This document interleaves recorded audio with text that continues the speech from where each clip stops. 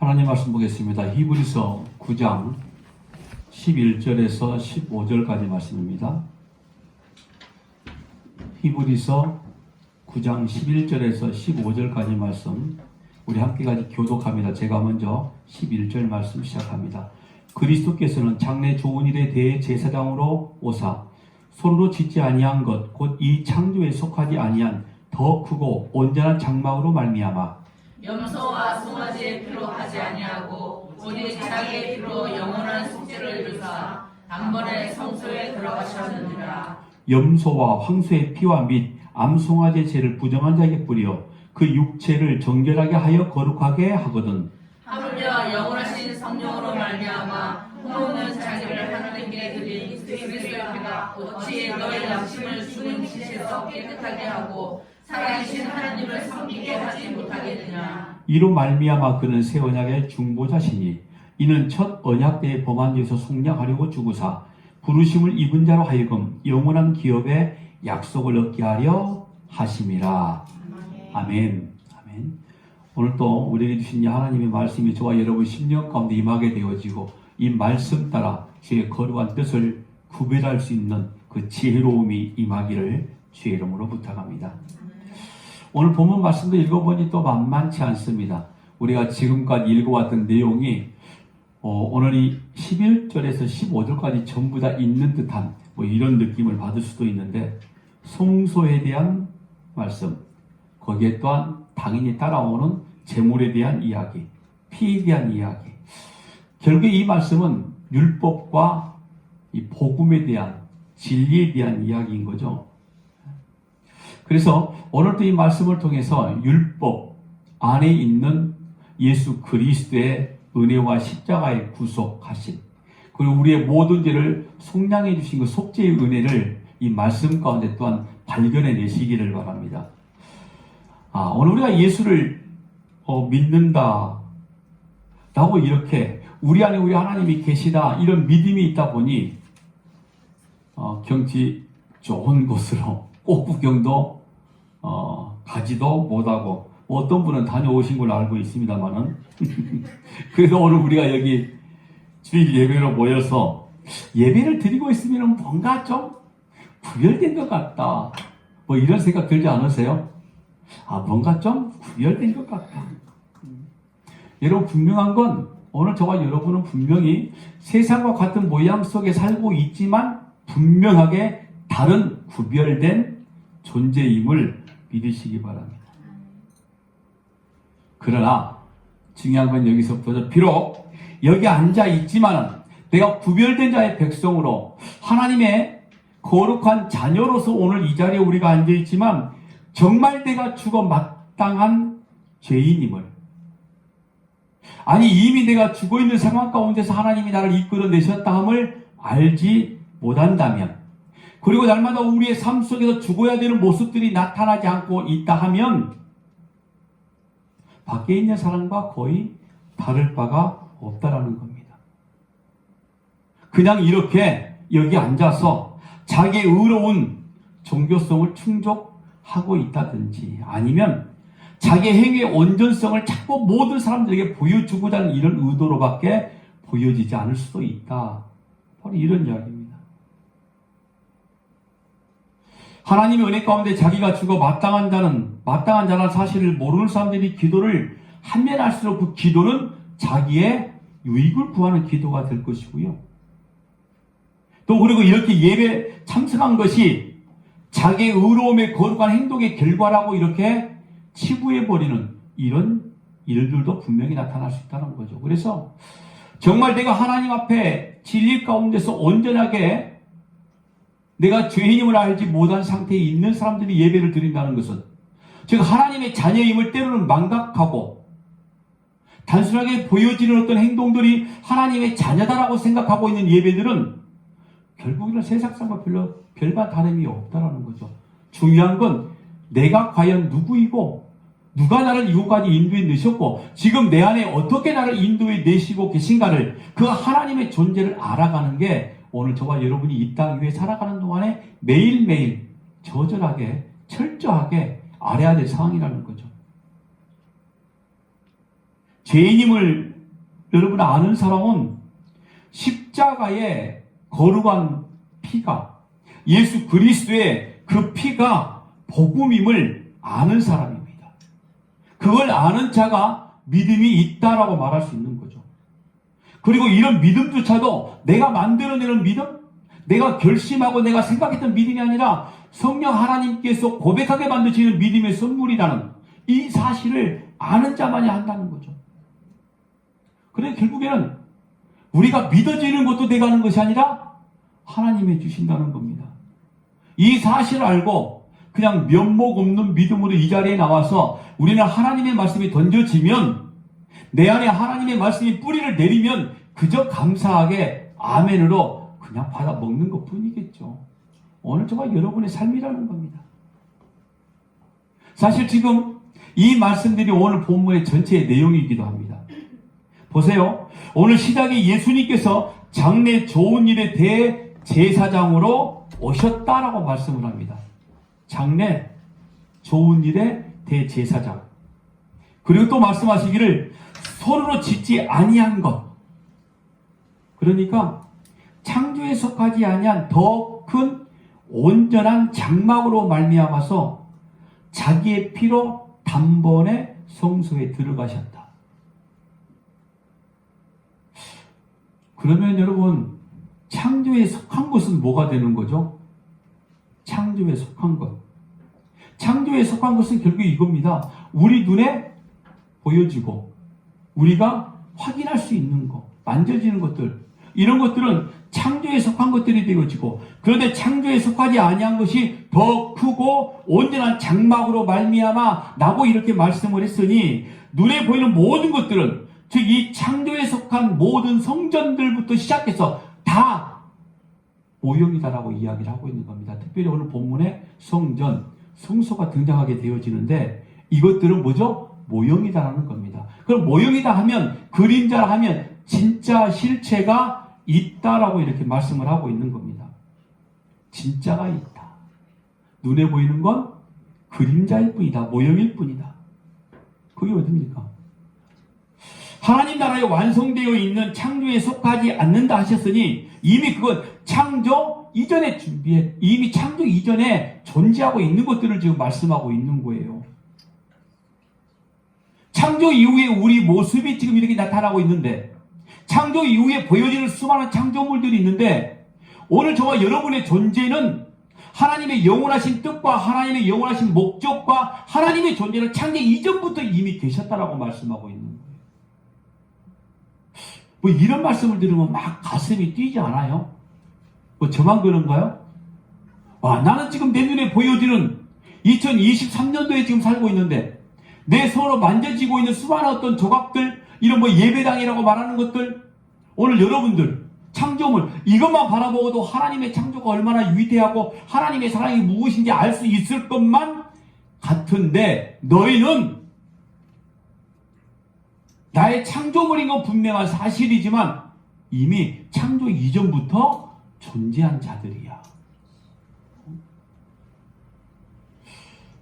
저는 이 본문 말씀 보면서 은근히 가슴이 뛰기 시작했습니다.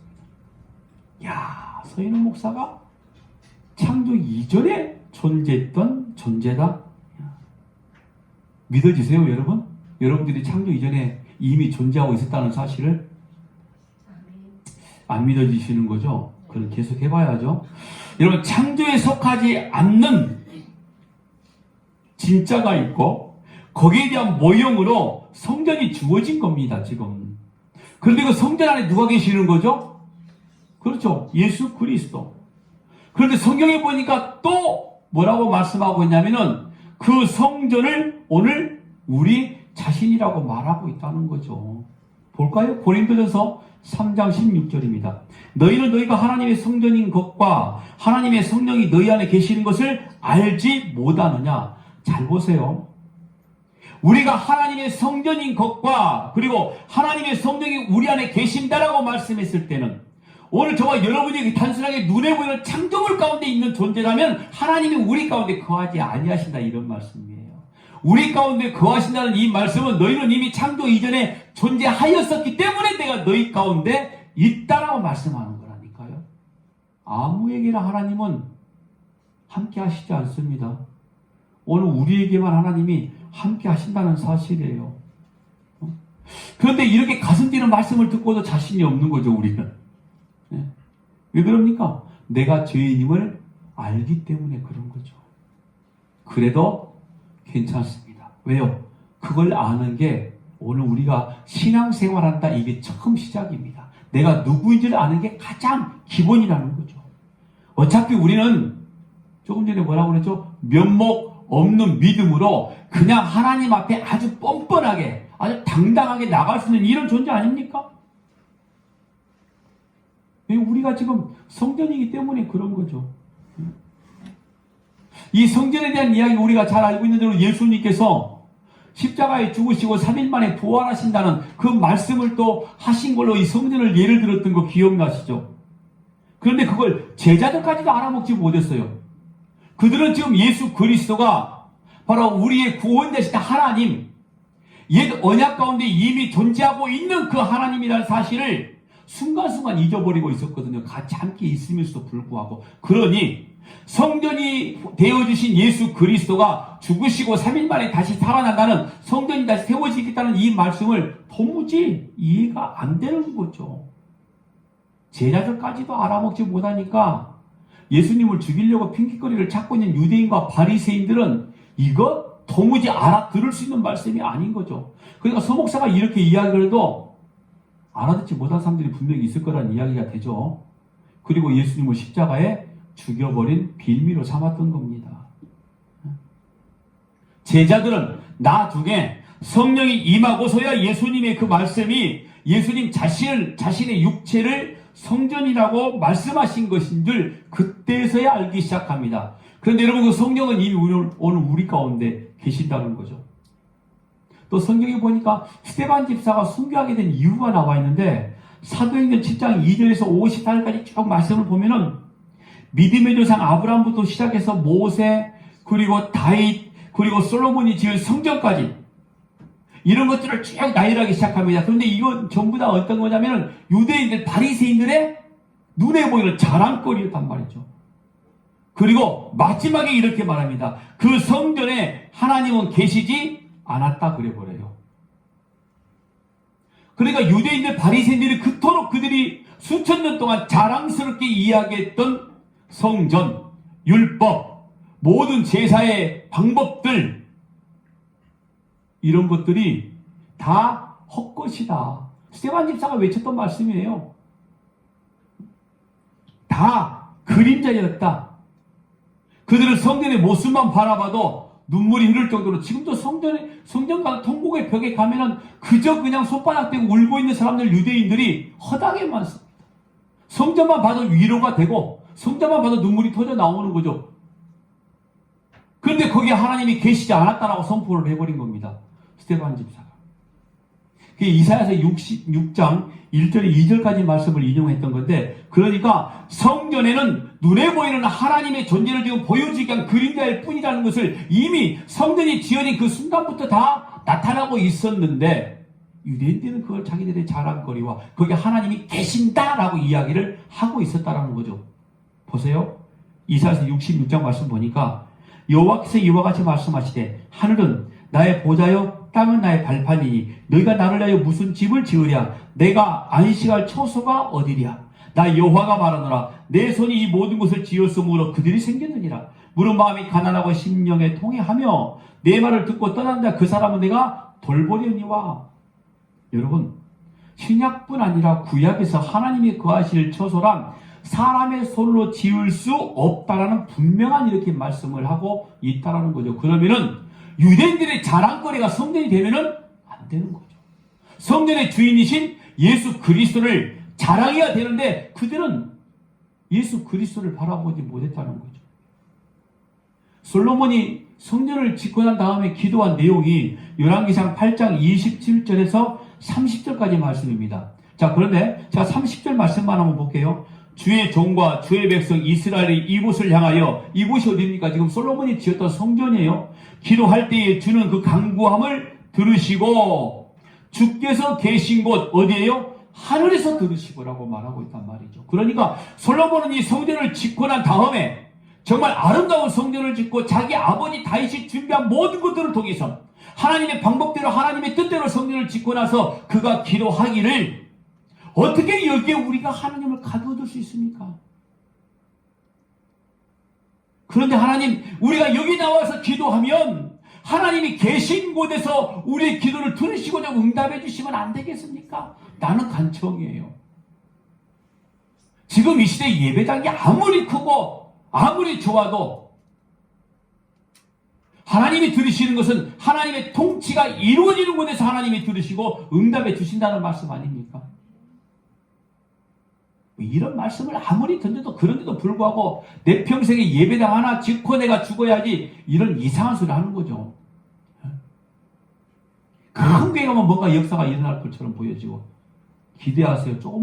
이보다 조금 더 큰 교회로 우리 이전합니다. 여러분, 하나님이 어디에서 들으신다고 말씀하시죠? 하나님이 계신 곳이에요. 물론 하나님이 계신 곳이기에 지어진 성전 안에 계실 수도 있는 거죠. 하나님은 무소부지하신 하나님이시니까. 그런데 우리는 때로는 이스라엘 백성들, 아니 유대인들이 눈에 보이는 성전의 가치를 보고 그곳에만 하나님이 계신다라고 인정을 해버렸고, 그래서 어느 순간에도 그 성전에 들어와야만 자기들의 제물을 받아주실 것이라는 그런 믿음들이 생겨버렸고, 하나님이 원하지 않는 믿음이었던 거죠. 어찌 보면 그 일들이 지금의 현대 교회에서 똑같이 이루어지고 있다는 사실. 굳이 지방에 내려갔는데 주일날 본교로 와야 된다. 그런 믿음은 가상한 믿음이라고 할 수 있을 것 같아요. 그런데 거기에서만, 내 본교에서만 예배를 드려야 하나님이 나의 기도를 들어주신다, 나의 예물을 받아주신다, 이건 아니라는 거죠. 물론 지금은 많이 그런 게 없어졌습니다만 아직도 있는 것 같아서 하는 말이죠. 오늘 저와 여러분이 서 있는 모든 곳이 하나님의 전임을 믿으시기 바랍니다. 내가 속해 있는 가정과 직장과 모든 곳들, 오늘 우리가 하나님의 자녀이기 때문에 바로 하나님의 통치를 받고 있는 장소가 바로 성전이라는 거죠. 보세요. 사도행전 17장에 보면 사도 바울이 아덴 사람들에게 말하기를 이방인들이 온갖 신전을 전부 다 지어놓고 있기에 진짜 신은 사람의 손으로 지은 전에 계시지 아니한다 그래버렸어요. 여기저기 세워지는 게 막 예배당이 세워지기 시작하고, 특히 아덴 사람들은 지식, 철학, 그리고 우상, 헬라 문화권에 있는 지역이었거든요. 그러다 보니까 우리가 알고 있는 여러 가지 신들의 제단들이 막 세워지기 시작을 했단 말이죠. 그것들을 바라보고 담대히 사도 바울이 선포하기를 사람의 손으로 지은 것, 저기 하나님이 계시지 않아. 진짜 신, 즉 여호와 하나님은 어디에나 계셔. 지금 현재 우리 가운데 계신다는 말을 하고 있는 거죠. 여러분, 예배당이 우상이 되어서는 안 됩니다. 자, 우리가 교회를 그냥 성전이라고 편하게 부르는데 성전이 우상의 개념으로 보여지면 절대로 안 된다는 겁니다. 그저 신약시대에 있었던 회당의 개념일 뿐입니다. 회당의 개념은 어떤 거냐면은 율법을 같이 강론하고 그리고 율법을 같이 공부하는 장소, 하나님의 말씀을 나누는 장소, 이런 개념이란 말이에요. 거기에는 물론 재판의 개념도 있습니다만 해당의 개념 가운데 우리가 특별히 한 가지만 말한다고 그러면은 하나님의 말씀을 함께 같이 나누고 이야기하고 강론하는 그런 장소, 그런 개념이 돼야 된다는 거예요. 그래서 우리가 이 땅 위에서 뭔가 열심히 해서 예배당을 짓고 교회 안에서 어떤 일들을 많이 해서 하나님께 영광을 돌리자, 이런 개념으로 우리가 성경을 보고 성전을 바라보면 안 된다는 이야기를 오늘 본문 속에서 우리에게 지금 이야기를 하고 있는 거예요. 분명히 성경은 하늘의 창조에 속하지 않는 하나님의 나라가 이미 완료되어 있다라고 말씀하고 있는 거죠. 그리고 예수 그리스도가 십자가로 단 한 번의 대속의 피로 우리를 깨끗하게 하시고 그리고 돌아가셨다. 그리고 3일 만에 다시 살아나셨다. 그런데 이 세상의 모형의 성전에서는 짐승의 피로 육체를 정결하게 했었잖아요. 이 구약 시대에 주어진 하나님께서 속죄의 제사법을 통해서 우리의 죄를 속한 방법을 지금 이야기해 준 거였잖아요. 그런데 단 한 번의 피 흘림을 상징적으로 시각적으로 우리에게 보여주신 게 예수 그리스도의 십자가의 죽으심이었다. 그런데도 불구하고 이렇게 이야기한다는 거죠. 그럼 우리가 열심히 우리의 죄를 한번 씻어보자. 열심히 씻어서 하나님 보시기에 좀 보기 좋은 모습으로 우리의 모습을 한번 만들어 보자. 이게 율법입니다. 유대인들은 거기까지 가버린 거죠. 그냥 십자가의 구속 단 한 번의 피 흘림으로 우리의 모든 데가 용서함 받았어. 아멘. 끝이에요. 그런데 거기에 한 가지 더 첨언한 거죠. 그러니 우리가 매일매일 회개하는 이 속죄하는 심령으로 살아내면서 하나님 보시기에 아름다운 모습들을 자꾸 한번 내어놓으자. 그게 바로 창조의 것들인 겁니다. 눈에 보이는 것들인 거죠. 그걸 율법이라고 성경에서 이야기를 하고 있는 거죠. 그런데 진짜 율법이 뭐냐면은 마음을 다하고 뜻을 다하여 주 너의 하나님을 사랑하고 라고 말씀을 하죠. 눈에 보이는 가치에 너희의 생각을 절대로 빼앗기지 말아라 이 말인 겁니다. 그리고 그 하나님을 사랑하는 마음으로 이웃을 사랑하고. 그러니까 육체만 깨끗하면 안 되는 거예요. 우리의 행위만 좀 그렇게 그럴싸하게 보여주면 안 된다는 겁니다. 왜 굳이 오늘 히브리서 기자인 이 사도 바울이 예수의 피는 양심과 마음을 깨끗하게 하는 것이다 이렇게 말하냐면은 사도 바울은 자기의 행위를 알고 있잖아요. 여러분 성경에서 사도 바울만큼 지독하게 나쁜 인간 없었던 것 같아. 예수님을 핍박했던 그 행위의 결과를 자기가 알아버렸기 때문에 그렇게 이야기할 수밖에 없는 거죠.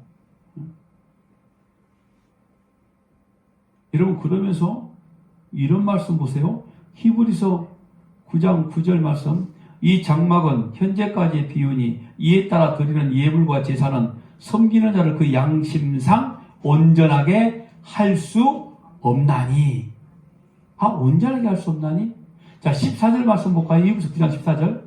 하물며 영원하신 성령으로 말미암아 흠없는 자기를 하나님께 드린 그리스도의 피가 어찌 너희 양심을 죽은 행실에서 깨끗하게 하고. 이 말은 우리가 행하는 죄 이런 것에서 우리를 건져주시는 게 아니라 인간이 행함으로 의롭다라고 도달하려고 하는 모든 행위는 그 모든 행함, 그 행위를 지금 이야기하고 있는데 그 인간의 가정 행위의 결정체를 보여준 사건이 뭐냐면은 구약에 이미 나타나 있습니다. 그러니까 오늘 우리가 하나님의 말씀을 가지고 내가 뭔가 만들어 보겠다, 이루어져 보겠다 이런 모습을 통해서 하나님 모시기에 참 좋은 모습으로 변화가 되어지고 싶다. 우리의 생각 속에 우리가 하나님의 말씀을 잘 무장하면 이와 같은 상태가 될 것 같아.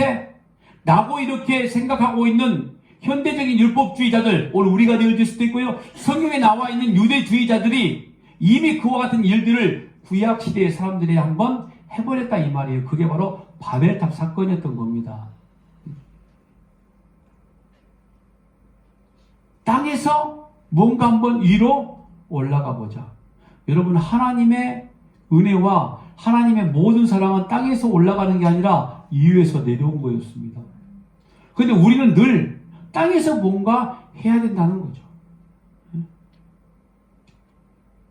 또 이 바벨탑 사건 말고 또 위에서 땅으로 내려오는 사건이 또 한 가지가 있습니다.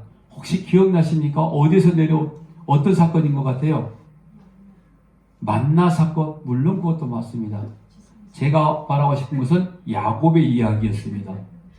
눈에 보이는 똑같은 사건이었죠. 바벨탑을 시날 평지에서 바벨탑을 쌓았던 사건이나 야곱이 보았던 그 루스란 지역에서 위에서 내려온 사다리, 그게 바로 하늘의 문 베델. 그런데 바벨과 같은 단어이죠. 바벨도 하늘의 문이라는 의미를 가지고 있거든요. 이미 그러니까 구약에 위에서 내려오는 하나님의 어떤 것인가를 분명히 보여주었음에도 불구하고 그 사실을 유대인들은 자랑스럽게 이야기하고 있으면서도 불구하고 베델이라는 이 단어만 바라보면 위에서부터 하나님은 우리 가운데 오셨어라고 알고 있어야 됨에도 불구하고 그들은 여전히 땅에서 무언가 해보겠다는 그 욕심들을 대고 있다는 거죠. 창세기 28장 10절에 12절까지 말씀이죠. 꿈에 본즉 사납다리가 땅 위에 서 있는데 그 꼭대기가 하늘에 닿았고 또 본즉 하나님의 사자들이 그 위에서 오르락 내리락 하고, 이 말씀의 전체적인 원문을 보면 이 위에서 내려오는 사다리였어요. 하늘의 문이 열려지고 땅에서 올라가서 하늘의 문이 열려진 게 아니라 이 위에서 열리고 하늘에서 내려온 사납다리.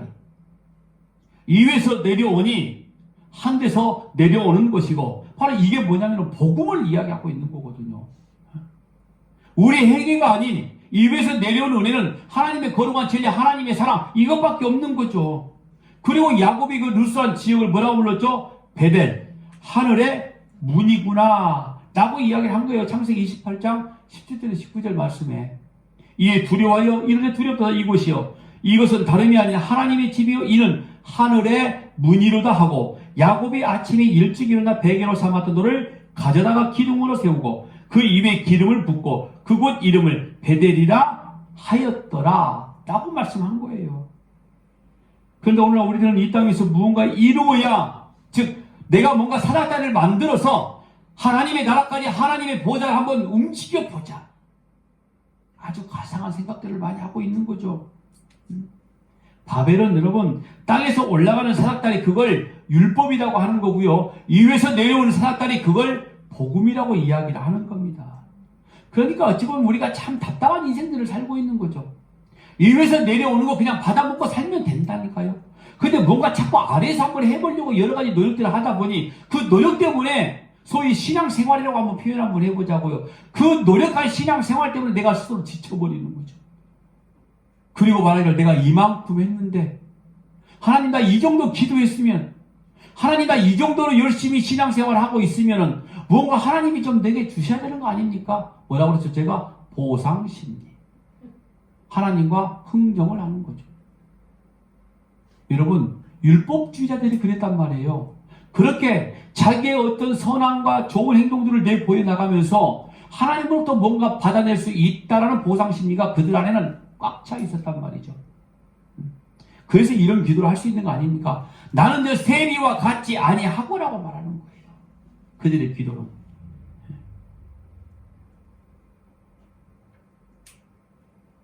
그리고 그게 정답이라고 이야기를 하고 있고요. 어떻게 같은 성경을 보고도 그렇게 다른 이야기들을 할 수 있는지 참 답답하긴 한데, 여러분 왜 그런 줄 아세요? 서인호 목사 말은 여러분들에게 충족이 안 되거든요. 솔직히 말해서. 충족이 되고 있는 여러분들은 정말 아멘이고요. 근데 아멘이 안 된단 말이에요. 모르는 분들은. 그들에게는 하나님의 말씀을 듣고 오늘 우리의 삶 속에 어떻게 이게 적용되어질까? 그래 내가 한번 이렇게 한번 살아내볼까? 이렇게 하면 뭔가 내 삶 가운데 변화가 나타날 것 같아? 이런 것들을 원한다는 말이죠. 그러니까 뭔가 해보면 되어질 것 같아. 그러니까 예배당 문을 나가는 순간 아주 당당해지는 거죠. 그래 한 주간 한번 열심히 싸워서 이겨보자, 이런 생각이 들 수 있는 거죠. 오늘 오전 10시에 저희 친구들이 모여있는 단톡방에 한 목사가 글을 딱 올렸어요. 오늘이 복된 주일, 승리하는 주일 됩시다. 딱 그래서 제가 그랬죠. 너는 싸움을 해도 맨날 주일날만 하냐? 좀 주일날 말고 다른 날 싸우면 안 되겠냐? 승리해야 된다고 그러니까. 나는 그냥 말씀 가운데 있을란다. 그랬더니 카톡의 내용이 뒤에 땡땡땡. 말씀 들고 우리가 싸우러 나가는 것은요, 말씀대로 살아야 된다 이런 말 틀린 표현은 아닙니다. 그런데 가만히 한번 생각해 보자고요. 과연 우리가 그 말씀 듣고 잠깐의 힘을 얻을 수는 있는데 그게 나의 신분을 보여주는 결과일까요? 아니란 이야기입니다. 하나님의 자녀란 나의 신분을 보여주는 것은 내가 십자가 아래 죽어있는 존재임을 자꾸 그냥 드러내는 길밖에 없다라는 거예요. 이렇게 싸워 승리하자, 한번 잘 이겨내보자. 여러분 틀렸다고 말하지는 않습니다. 그게 잘못된 건 아닌데, 다만 그 가운데 자기가 생각하고 있는 싸움, 뭔가 하나님의 말씀으로 이루어질 것 같고 세상 가운데서 뭔가 잘 되어질 것 같다는 이런 싸움이라면 하지 말라 이런 거죠. 차라리 그냥 내가 세상의 수많은 이들 가운데 유혹과 시험 이런 가운데 싸도 그냥 이런 유혹을 이겨내보자. 이걸 싸워 승리해야 되는 거죠. 그런데 그런 싸움 우리는 잘 안 하거든요. 잘 넘어가거든요. 그 유혹에. 그러죠? 아니 그 싸움을 해야 되는데 그 싸움은 그냥 아예 치고 들어가는 거죠. 그러려니 하고 오후 예배 때 그 이야기 또 한번 할 겁니다. 왠지 아세요 여러분? 자꾸 우리가 세상에 눈에 보이는 가치 속에 우리가 따라가고 있다는 것은 지금 현재 내가 서 있는 이 땅 자체가 그리고 내가 바로 하나님의 나라임을 완전하게 인식하지 못했다는 거예요. 내가 하나님의 나라임을 내 안에 이루어진 하나님의 성전, 그래서 주께서 내 안에 계시다는 이런 확실한 믿음의 인식이 있다 하면 그렇게 세상 가운데 무엇을 얻어내고자 하는 싸움을 하지 않는다 이 말인 거죠. 오늘 본문 12절 13절 다시 한번 보자고요. 염소와 송아지의 피로 하지 아니하고 오직 자기의 피로 영원한 속죄를 이루사 단번에 성소에 들어가셨느니라. 염소와 황소의 피와 및 암송아지의 죄를 부정한 자에게 뿌려 그 육체를 정결하게 하여 거룩하게 하거든. 보세요. 구약에서 제사는 온전하지 못한 이유가 뭡니까? 다만 육체만 정결하게 할 뿐이다 이거죠. 겉만 씻는 것이지 속은 안은 씻을 수 없다는 말인 겁니다. 염소와 황소의 피와 및 암송아지의 죄로 부정한 자에게 뿌리는 것은 율법화에서 정결하게 하는 규례였습니다. 이런 것은 바로 육체를 정결하게 하는 거죠. 그러니까 주님을 섬기되 겉으로만 그냥 눈에 보이는 어떤 모양으로만 마음으로 섬기지 못하는 거, 이게 바로 율법의 한계였거든요. 그러면 율법의 한계를 딱 부딪히고 날 때에 이 유대인들과 바리새인들은 뭘 알아야 되냐면 여기가 한계구나 나의. 그러면 내가 이렇게 드려지는 행위로 내 죄가 속함받는 게 아니라 단 한 번 피 흘리신 예수 그저 속죄의 피로 내가 모든 속죄를 받아버린 것이구나. 여기까지 가야 되는데 거기를 가지 못하는 거예요. 율법의 한계인 거죠. 언제까지 그럴까요? 죽을 때까지. 지난주에 제가 이 말씀드렸죠. 개혁이라는 단어를 썼죠. 개혁할 때까지 육체의 예법만 된 것이라고 이야기를 한다는 거죠. 9장 9절에 10절 이 장막은 현재까지의 비유니 이에 따라 드리는 예물과 제사나 섬기는 자를 그 양심상 온전하게 할 수 없나니 이런 것은 먹고 마시는 것과 여러 가지 씻는 것과 함께 육체의 예법일 뿐이며 개혁할 때까지 개혁이 뭐라고 그랬습니까? 정상적인 상태로 만들어지는 것. 그러니까 하나님의 자녀다운 상태, 그걸 메시아적 회복이라고 말한다고 그랬죠. 디아, 행위, 플러스 올도스, 고든 행위, 곧장 위로. 그러니까 세상의 눈에 보이는 땅의 가치를 쳐다보는 게 아니라 이외 것을 바라본다는 겁니다. 그러니까 그들은 이 어떤 암송아지로 제물을 드려가면서 이런 믿음이 있어야 되는 거죠. 이건 그냥 눈에 보이는 가시적인 우리의 행위일 뿐 하나님이 이미 이루셨습니다. 이런 감격과 감사가 터져 나와야 된다는 거죠.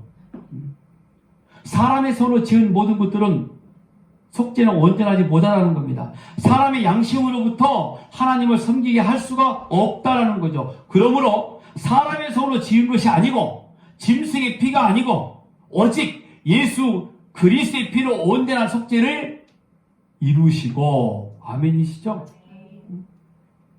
그래서 하늘의 대제사장이 되어주신 속죄소 그분 안에 있는 것이 진짜 속죄를 받는 증거가 되어진다. 바로 이 말씀을 하는 거예요. 그래서 예수님이 온전한 속죄의 제물이 되심으로 나머지 것들은 전부 다 그림자야. 이제 내가 다 이루었으니 너희는 무조건 내 안에만 있으면 돼. 그러니 예수님의 모든 것들은 전부 다 철거 대상인 거죠. 다 버려야 됩니다. 다 내려놓아야 됩니다. 그런데 사람들은 보이지 아니하는 하늘의 성막과 제사장을 믿지 못하기 때문에 늘 보이는 것들만 믿으려고 애를 쓴다라는 거죠. 그러다 보니 이런 기도 참 어렸을 때 많이 했죠. 신앙이 어렸을 때 하나님 이것만 해결해 주시면 내가 하나님을 잘 믿을 수 있을 것 같아요. 하나님 내 병만 치료해 주시면 정말 잘 믿어질 것 같아요. 이런 기도 너무 많이 했잖아요. 뭐 잘못된 기도 아니었습니다. 그때는 그렇게 기도할 수밖에 없었던 거죠. 그런데 우리의 지금의 기도는 이런 거죠. 하나님 내 삶 속에 형통한 삶이 이루어지지 아니한다 할지라도 마치 다니엘의 기도처럼 그런 기도가 터져나오기 시작하는 거죠. 내 삶 속에 문제가 해결되지 않고 내가 사자 입에서 건져냄을 받지 못한다 할지라도 내가 뜨거운 이 불 속에서 빠져나오지 못한다 할지라도 하나님이 나를 사랑하시면 여전하고 내가 하나님을 사랑하신 고백이 나온다는 거죠. 이제 우리의 기도가 바로 이렇게 바뀌어진다라고 이렇게 말하는 거죠. 이때부터 우리가 진리 가운데 거하는 믿음의 증거가 나타나기 시작하는 겁니다. 우리가 그 하나님 나라 안에 완료되어 있는 하나님의 나라 진짜로 올바르게 인식을 하기 시작하면 예수 그리스도가 우리 가운데 들어오셔서 집을 짓고 살고 계시면서 우리가 날마다 하나님의 자녀임을 고백하게 만드시는 진리까지 허락해 주시고 그걸 알기 시작하면 내 삶 속에서 점점점 자유로움이 튀어나오기 시작하는 겁니다. 그걸 우리가 진리가 너희를 자유케 했다라고 말씀을 하는 거죠. 왜 우리가 이렇게 자유로운지 아십니까? 내가 지금 하나님 나라 안에 있다는 걸 알고 돌아갈 집이 있는 걸 아는 거예요. 그러니 당당해질 수밖에 없는 거죠. 이걸 우리가 구원의 확신이라고 이야기하는 거고요. 그러니까 신앙이 흔들려지고 이게 맞을까 저게 맞을까 이렇게 하면 가볼까? 이렇게 자꾸 흔들리는 이유는 어떤 거냐면요. 제가 단언하건대 그거는 구원의 확신이 제대로 지금 박혀있지 않는 거예요. 구원의 확신이 있는 자들은 그 어떤 상황 속에서도 흔들리지 않는 믿음을 가진 분들입니다. 며칠 전에 제가 어떤 선교사님 부부를 소개를 받았어요. 저희 교회에 오셨다 갔거든요. 그분이 이런 엔지니어, 인테리어도 하고, 못하는 게 없으신 분인데, 평신도 선교사님이세요. 직업도 두 분 다 괜찮은 직업을 가지고 있었어요. 근데 그분 안에 있는 그 주님을 사랑하고 주님이 자기를 사랑한다는 그 뜨거운 고백 때문에 가만히 있을 수가 없어서 결국에는 자기에게 주어지는 수많은 수입을 단절해버리고 그냥 맨몸으로 선교사로 떠나버리셨더라고요. 저는 속으로만 그런 게 아니라 겉으로도 말했습니다. 저는 죽어도 못합니다. 저는 솔직히 못할 것 같아요. 그런데 이 구원의 확신 단 한 가지. 하나님이 나를 사랑하신다니까. 하나님이 나를 구원하셨는데 나는 이미 죽어버린 존재였는데 새로운 생명을 주셨는데 그 생명 가지고 가라는데 내가 안 가면 나는 어떤 존재인가요? 그러니 가야죠. 그래서 갔습니다. 주변에 있는 모든 사람들 자기 교회 목사님까지 정신 나간 놈이라고 욕했대요. 그런데 그 정신 나간 행동이 자기는 기쁨이 있었대요. 하나님이 뭔가 예배에 놓을 것이란 이런 기쁨이 아니라 이런 믿음이 아니라 가라니까 갈 수 있는 믿음이 있었더라는 게 참 자기가 자기를 봐도 신기했다는 거 아닙니까? 여러분들은 여러분의 믿음을 보고 신기해야 돼요, 진짜. 여러분들이 어떤 행함에 나타난 이런 것들을 보고 신기하는 게 아니라 내가 그 행함을 나타냈을 믿음이 먼저 내 안에 있었다는 것 때문에 감격해야 되고 웃어야 된다고 이런 말씀을 하는 거예요. 구원 받았다는 것을 안단 말이에요. 죽어 천국 간다 이런 정도가 아니라 이미 내가 구원받은 존재로서 이 땅을 살고 있다는 그런 믿음이 있기 때문에 다 내려놓고 갈 수 있었다는 거죠. 여러분 성경의 인물들이 그랬잖아요. 오늘 저와 여러분도 충분히 할 수 있는 그런 거라는 거죠. 내가 어떤 존재인지 알고 나를 사랑하는 그분이 어떤 분인지를 알기 시작하면 그 사람만 그분만 보게 되는 거죠. 그걸 진짜 사랑이라고 이야기하는 거고요. 내 삶이 어떤 모양이든지 그저 그냥 예수님이 좋아야 되는 겁니다. 그러니까 예수님 말씀이 선포되어지면 그냥 눈물이 나오고 왜요? 구원의 기쁨 때문에 그냥 웃음이 터져 나오는 거죠. 와, 나는 내 안에 이미 하나님의 나라가 왔다. 그런 거예요, 여러분. 그걸 우리가 체감적으로 날마다 느껴야 되는데 말씀이 아니면 느끼지 못한다는 말이에요. 중요한 것은. 하나님의 진리를 알지 못하면 그런 은혜는 절대로 체험하지 못한다 이런 말인 거죠. 그래서 여러분 하나님의 말씀이 오늘 저가 여러분을 어떻게 말합니까? 쪼개버린다고 그러잖아요. 찢어버린다고 말씀하잖아요. 히브리 4장 12절 같이 한번 읽어볼까요? 시작. 하나님의 말씀은 살아있고 활력이 있어 좌우의 날선 어떤 검보다도 예리하여 홍과 영과 및 관절과 골수를 찔러 쪼개기까지 하며 또 마음의 생각과 뜻을 판단하나니. 여러분, 골수와 관절과 영혼까지 쪼개버리는 것, 즉 우리를 완전히 산산조각 내버리는 것 하나밖에 없어요. 하나님의 말씀. 그냥 말씀이 있어야만 그런 신앙 고백이 나온다는 거죠. 그래서 그분에게 그랬습니다. 제가 선교사님이 평신도인도 불구하고 나는 목사인데 평신도 믿음 좋음, 목사 믿음 없어. 제가 그분 앞에 딱 그렇게 이야기했어요. 말씀 안에 있어야 여러분, 말씀의 칼이 우리를 이렇게 쪼개버린다는 거죠. 그러다 보니 그런 고백이 나올 수밖에 없다라는 거죠. 예수를 사랑해야 된다 그 말 아닙니까? 오늘 15절 말씀 보세요. 이로 말미암아 그는 새 언약의 중보자시니 이는 첫 언약 때의 범한 죄에서 속량하려고 주구사 부르심을 입은 자로 하여금 영원한 기업의 약속을 얻게 하려 하심이라. 그런데 이로 말미암아라고 이렇게 말씀을 하죠. 즉 옛 언약 하에서 예언한 새 언약의 특징이 사람의 마음에 새겨지는 것이고 또한 죄를 사하되 영원히 기억하지 아니하는 것, 이렇게 하심으로 부르심을 입은 자로 하여금 영원한 기업을 약속을 얻게 하려 하심이라 라는 거예요. 여러분, 오늘날 예수를 믿는다는 사람들이 온전함을 어디서 찾고 있는지 아십니까? 놀랍게도 율법주의에서 찾고 있다는 거죠. 인본주의에서 하나님의 말씀을 자꾸 만들어내려고 찾고 있더라는 겁니다. 세상 사람들 눈에 그게 그렇게 잘못되어 보이지 않습니다. 참 좋게 보일 수도 있습니다. 아니, 믿는 사람이 그분들을 바라볼 때도 역시 좋은 모습으로 보여질 수도 있습니다. 그런데 여러분, 온전함이란 율법의 행위나 나의 어떤 신앙의 열매로 보여지는 것이 아니라 예수 그리스도 안에 있다라는 거죠. 그 예수 그리스도 안에 있는 말씀이 우리 가운데 있기 시작하면 그때부터 증거되는 게 하나님의 나라가 나를 통해서 보여지기 시작한다 이 말인 겁니다. 이게 완전한 거고 온전한 거예요. 예수가 증거돼야만. 그러니까 눈에 보이는 것 때문에 울고 웃고 할 필요가 없다라는 말씀을 하고 싶은 거죠.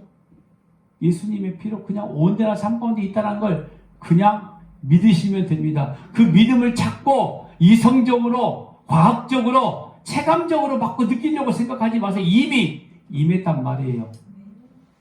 오랜만에 이런 단어 한번 써볼게요. 그냥 무조건 한번 믿어보세요. 덮어놓고 믿는 게 아니라 성경은 열어놓고 그런데 무조건 믿어봅시다. 그게 만약에 구원의 기쁨의 역사로 나타날 수 있다면, 그런데 그렇게 되어질 겁니다. 오늘도 저와 여러분이 구원의 기쁨으로 이 땅을 살아가는 동안에 내 삶 속에 하나님의 나라가 있음을 고백하는 복된 자들 되어지길 주의 이름으로 부탁합니다.